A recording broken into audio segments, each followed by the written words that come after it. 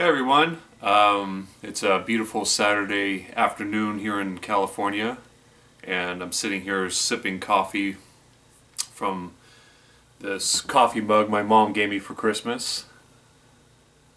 Digging it.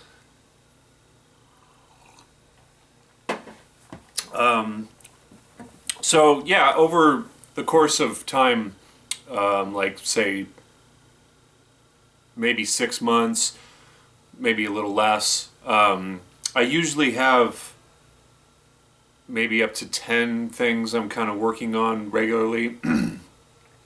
And this is something I actually recommend to my students is to have a few things that you're working on that you'll maybe get to half of them one day and then the other half the next day and then the following day maybe back to the first half, really just based on your mood and how much time you have to practice. But rather than just having like one thing that you're focusing on, I think it's a good idea to have a few things that you're working on. And that way, if say you have, let's just say you have two things that you're working on, maybe one day you feel like practicing the second thing rather than the first thing.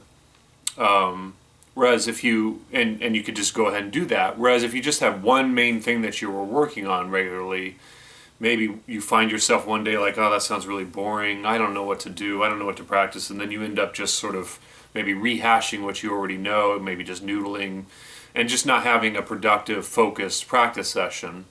So, and plus, I think most of us want to be working on multiple things to kind of cultivate a variety of skills and abilities with our playing. So when I'm really in it and I have a lot of time and my head is in the right place to really focus on practicing, I might hit like 10 different things in a day. And the other thing is just how much time you're spending on each thing. If you only have one thing that you're working on and say you have a couple hours to practice, it might get old practicing that one thing after 30 minutes or so. So then if you had three other things that you're working on, then you could spend a half an hour on each one of those things. So yeah, main point, just having a few things that you're working on regularly, and I think that's a really productive, useful way to move forward. And again, it's not like you have to hit each one every day. Just over the course of time, those various subjects will be targeted and developed. And this is something I kind of missed early on in my development is you really have to stick with whatever it is that you want to get better at. It can't just be, I'm going to work on alternate picking, and then the next day something else, and then the next day something else, and the next day, so on and so forth. But rather it'd be like alternate picking and, I don't know, whatever. Say some scale you're trying to get on your fingers. And then you have to hit those topics regularly for months. Maybe even up to years, depending on how interesting it is to you. So one of the things I've been working on, the other day I shared practicing over random chords. But for quite a long time now,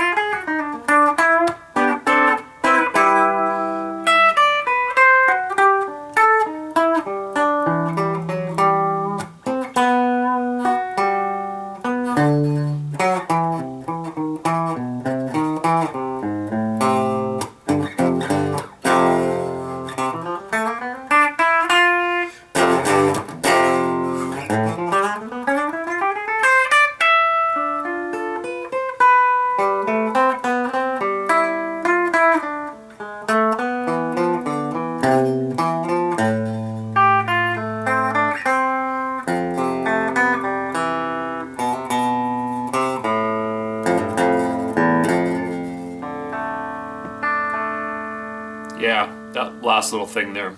Anyways, so I got inspired to just start playing. What I was going to say is one of the things I've been working on for a while is just playing solo guitar. And not thinking like a classical musician or a jazz musician or blues or rock. I kind of mentioned this in the video yesterday that that's not really my focus. My focus is more on just like trying to develop a way of playing that's more personal.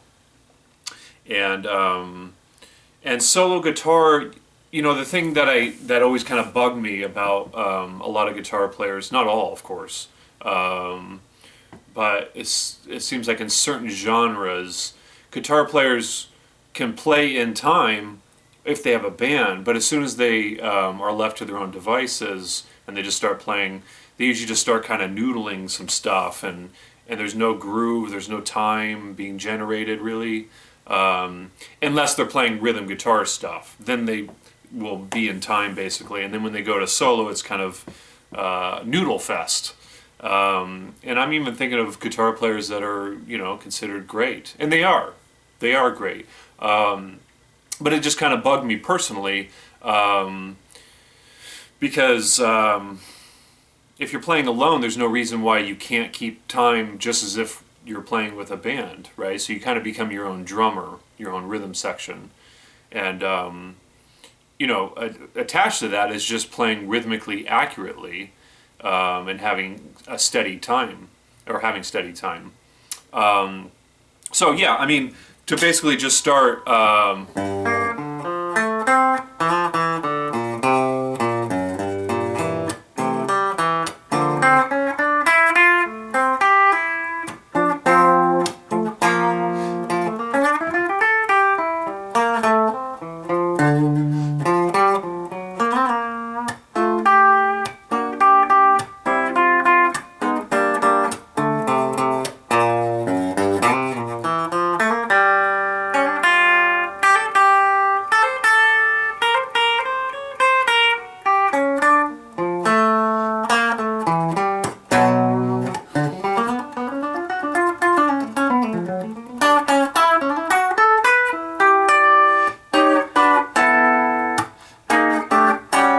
I don't like that chord.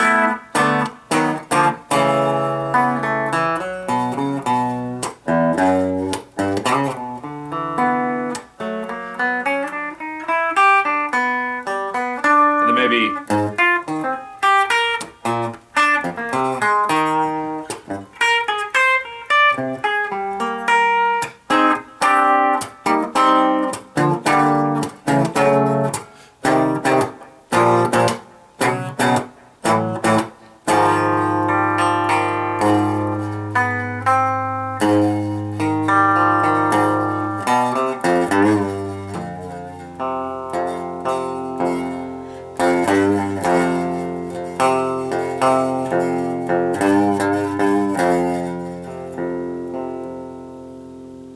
You know, I'm basically just trying to, from ground zero,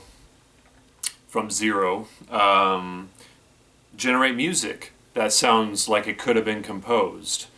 And so I've got this kind of linear thing happening, maybe some moments of melodic stuff, some harmonic stuff, towards the end there I was trying to demonstrate. I kind of launched into it in an uninspired way just because I wanted to kind of share this element that I do sometimes of sorry,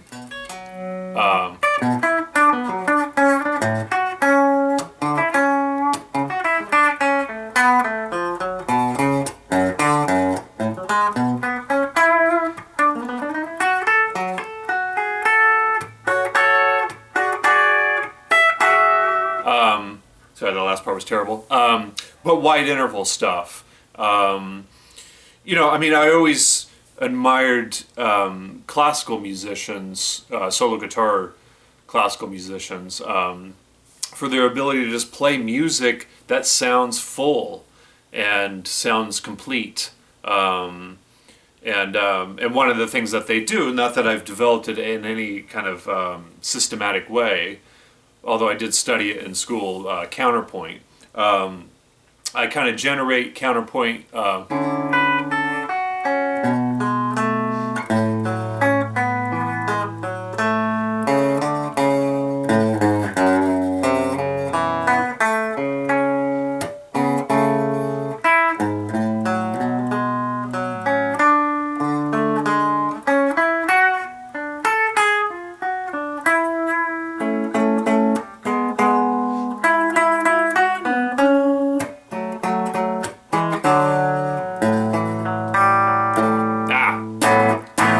so I'm going to stop making excuses, but some of that was good, I thought. Yeah, just like the idea of different moving parts within, and having some moments of that, some moments of just straight harmonic stuff, melodic stuff, maybe some just kind of rhythmically generated stuff. Where I think in that first improvisation, I went into just some power chord stuff, you know.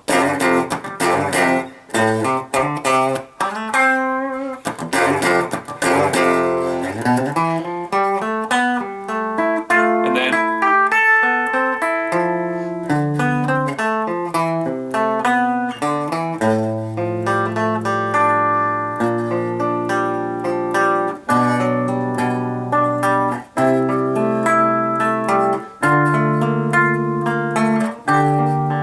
arpeggio stuff.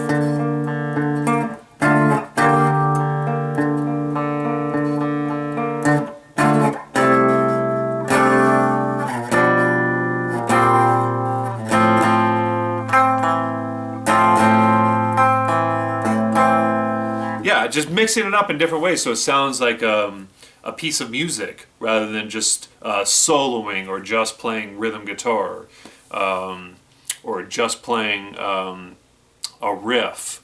But all of those things kind of mixed up, and so it feels, again, yeah, just like more of a kind of a complete picture.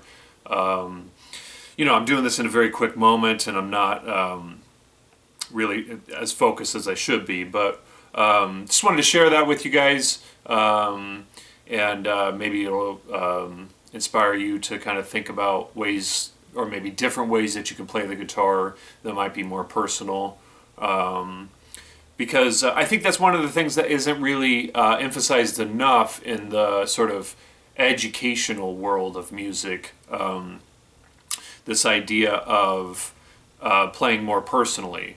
You know, even in, like, if you go to music school, it's usually jazz or classical, and they have some other courses too that you can study. But, you know, even in the jazz world, yeah, they say to be creative, but it's within the context of certain things that you have to do in order to be considered a jazz musician.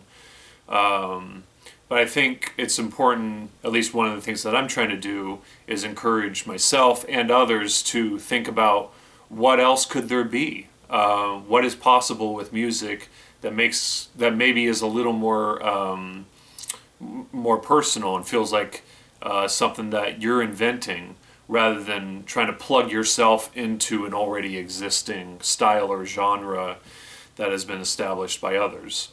And nothing at all wrong with any of that stuff. This is just a perspective about what you could do with music, and I think it's a cool one. It takes a lot more effort because you have to kind of come up with it on your own. No one's sort of laid down the groundwork for you. Whereas in other styles, like for instance, say country, a lot of the work has been done in terms of how to do it. So if you're trying to invent something from the ground up, then you really have to spend that much more time on the artistic end. So there's the craft, right? Like you can be a burning country player, but maybe aren't particularly artistic about it in terms of how inventive it is. So what I'm talking about is having the craft, but then also the inventiveness, the artistic aspect of it at a high level as well. Anyways, there's some thoughts for you guys. Hope it's somewhat inspiring, or hopefully very inspiring. All right, guys, I'll talk to you soon.